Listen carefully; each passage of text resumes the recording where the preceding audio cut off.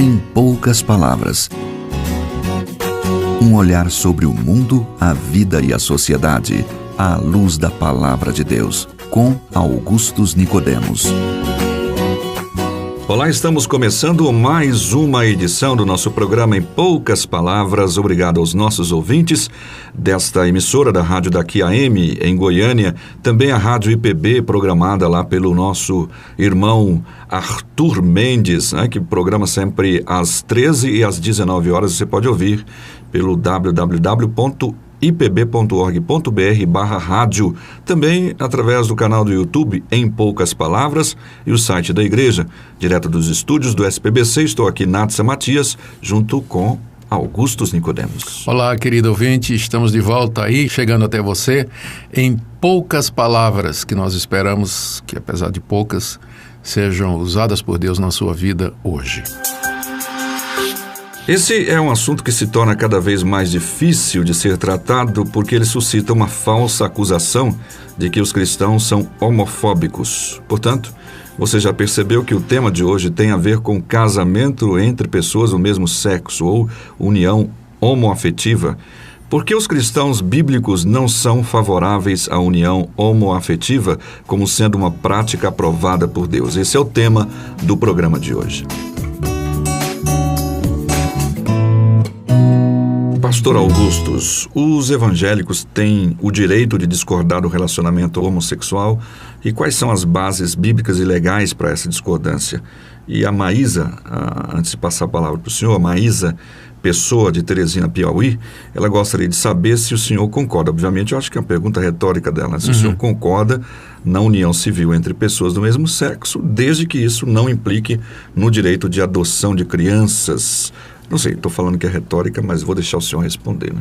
Em primeiro lugar, nossa saudação a Marisa, agradecer a pergunta e vamos tentar responder aqui à luz da palavra de Deus. Em primeiro lugar, sim, os cristãos têm o direito de se expressar contra o casamento homoafetivo, como eles têm o direito de se expressar sobre qualquer coisa, né? Exatamente. Nosso país garante liberdade de expressão, liberdade de opinião, liberdade de crença e, acima de tudo, liberdade de consciência.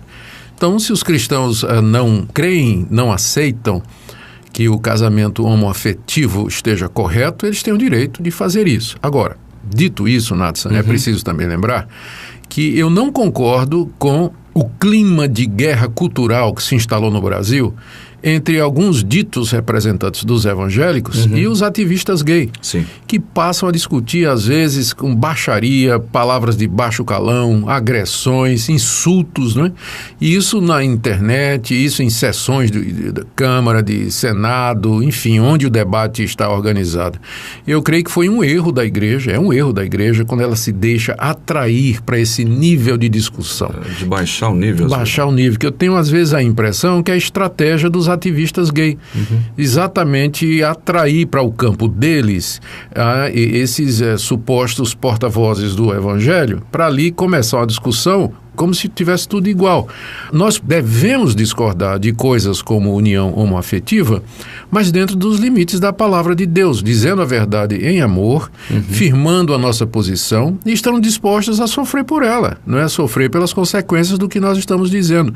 Mas do jeito que a discussão às vezes é conduzida, dá a impressão de que o espírito cristão já ficou para trás há muito tempo.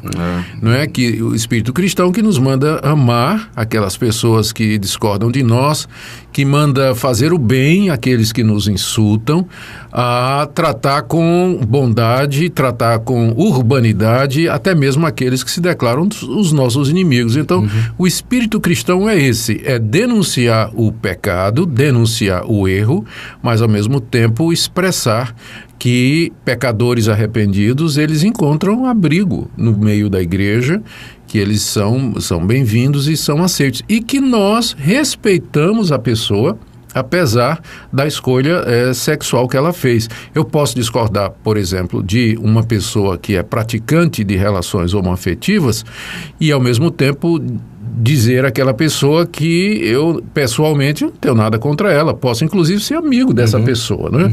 Mas deixando claro que eu discordo da opção dela e das atitudes dela. Eu acho que, às vezes, tem faltado isso nas redes sociais e em outros fóruns onde essa questão vem sendo discutida, Natson. Eu acho que, de vez em quando, a coisa levanta um tipo de discussão tão ferrenha que algumas pessoas até se acham representadas por esse tipo de atitude, né, de combate, né? E pelo que o senhor está dizendo aí claramente, a gente não consegue ver Jesus debatendo nesse nível. Né? Não. O que acontece também é o seguinte, eu não acredito que os ativistas LGTB, eles representam toda a população homossexual. Porque eu tenho para mim que muitos que são homossexuais, eles gostariam simplesmente de seguir a vida deles.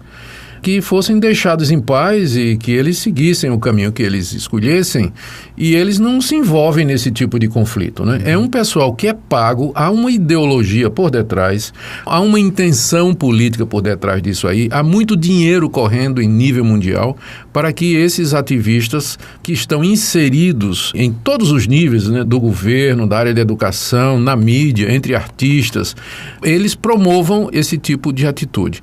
As estatísticas continuam dizendo que a proporção de pessoas que resolvem seguir o caminho do homossexualismo ainda é um número bastante pequeno com referência ao restante da população. Mas eles conseguem fazer um barulho muito grande, conseguem influenciar as leis, conseguem influenciar a cultura e assim por diante. Volto a dizer, a igreja tem o direito de tomar uma posição e essa posição é baseada naquilo que ela acredita. Ou seja, a Bíblia, que ela toma como palavra de Deus, a revelação da verdade, é claramente contrária à prática da homossexualidade. Sim. É muito claro, e tanto no Antigo Testamento quanto no Novo Testamento, por preceito, por exemplo, por dedução, fica absolutamente claro que o padrão de Deus é o casamento entre um homem e uma mulher, e esse casamento é até que a morte os separe, é um casamento monogâmico, heterossexual, e que qualquer outra forma de casamento ou de união é contrária ao padrão da palavra de Deus. Pode ser que o Estado resolva aceitar esse tipo de união, mas isso não quer dizer que eu tenha que aceitar. A minha consciência está antes presa à palavra de Deus do que as leis do Estado. Se eu tiver que escolher entre o que diz o governo e o que diz a palavra de Deus, eu vou ficar com o que diz a palavra de Deus, que foi exatamente a atitude dos apóstolos lá em Jerusalém, quando foram proibidos pelas autoridades de pregar o nome de Jesus.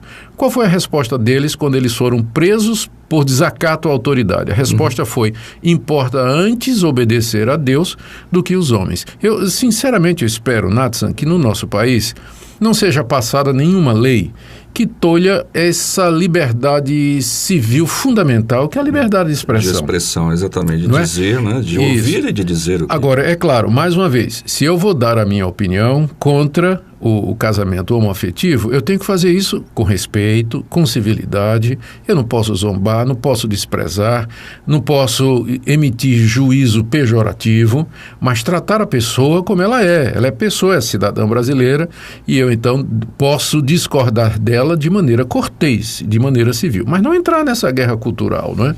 Que às vezes, infelizmente, a gente percebe que a igreja, ou pelo menos setores da igreja, foram arrastados para dentro desse conflito.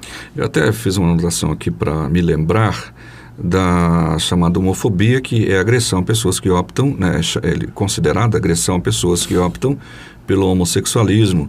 E algumas pessoas adotam, dizem, o cristão, o crente é homofóbico e tudo. E às vezes é violento, né, segundo acusam. Mas, na verdade, o verdadeiro cristão bem orientado de acordo com esses aspectos que foram colocados, ele não vai agredir ninguém por mais que discordem de suas opções. Então, quem vai agredir, de fato, é aquele que não tem uma orientação cristã, não é isso? Isso. E olha, aqui nós vivemos uma espécie de hipocrisia no Brasil, Natson. Porque o que é que acontece? Se os evangélicos dizem que o homossexualismo é pecado, eles são chamados de homofóbicos, não é? Se um evangélico se recusa, por exemplo, como tabelião, aquele caso que aconteceu nos Estados Unidos, a celebrar um casamento gay, ou se uma loja de recepção se recusa a preparar o bolo e fazer a recepção de um casamento gay, porque é evangélico, é chamado de homofóbico, dá processo em cima. Parada gay. Os gays tomaram imagens da Igreja Católica, não que eu ache que aquelas imagens significam alguma coisa, não é?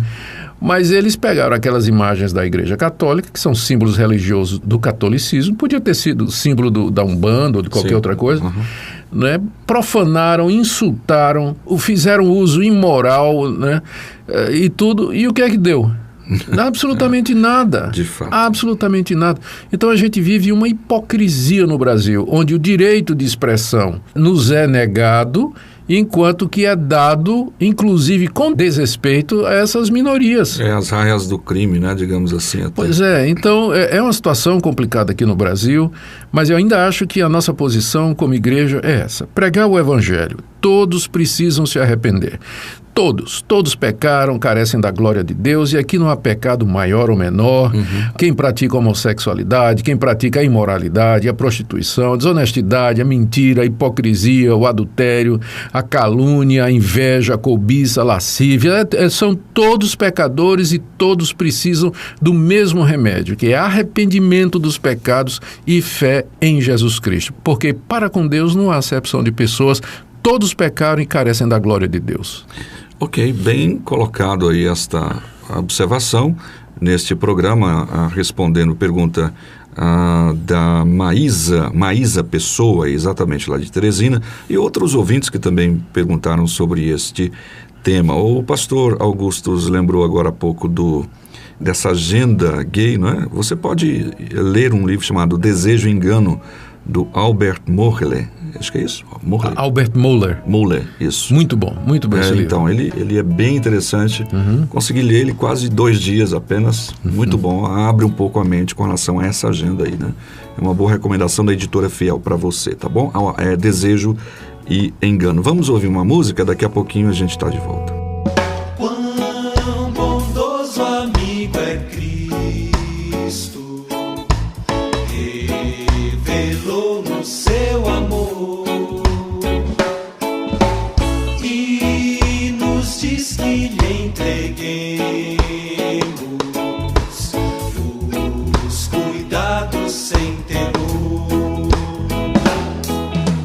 Falta o coração dorido, gozo, paz, consolação. É porque nós não levamos tudo a Ele em oração. Andas triste, carregado de pesares e de dor. Ah, Jesus eterno amigo, vai com fé teu mal expor. Teus amigos te desprezam. Chegamos ao final de mais uma edição do nosso programa Em Poucas Palavras, dando um abraço aí aos nossos ouvintes, seminaristas do Seminário Presbiteriano Brasil Central, também ao Lucas Dutra de São Paulo, Cláudio Portela, que é aluno de um dos seus cursos online, pastor Augustus. Beleza? Isso. E o Willen, da cidade de Valente, Bahia. Pastor. Muito obrigado à audiência de todos vocês, de todas as partes do Brasil. Que Deus continue a abençoar a sua vida e até o próximo programa. Nos dias 3 a 5 de novembro, acontece o 13º Encontro da Fé Reformada na Primeira Igreja Presbiteriana de Goiânia. Uma fé reformada para os nossos filhos será o tema desta 13ª edição. Preletores Edward Welch, Augustus Nicodemos, Valdeci Santos, Mauro Meisser e Daniel Santos. 13º Encontro da Fé Reformada. Informações e inscrições www.fereformada.com. Em poucas palavras, um olhar sobre o mundo, a vida e a sociedade, à luz da Palavra de Deus. Apresentação Nadson Matias. Comentário Augustus Nicodemos. Um programa da Primeira Igreja Presbiteriana de Goiânia, Rua 68, esquina com 71, Centro. Visite o nosso site www.pipg.org. Apoio Seminário Presbiteriano Brasil Central, Goiânia.